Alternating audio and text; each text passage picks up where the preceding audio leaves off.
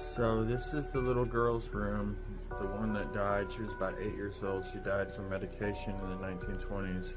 Augusta.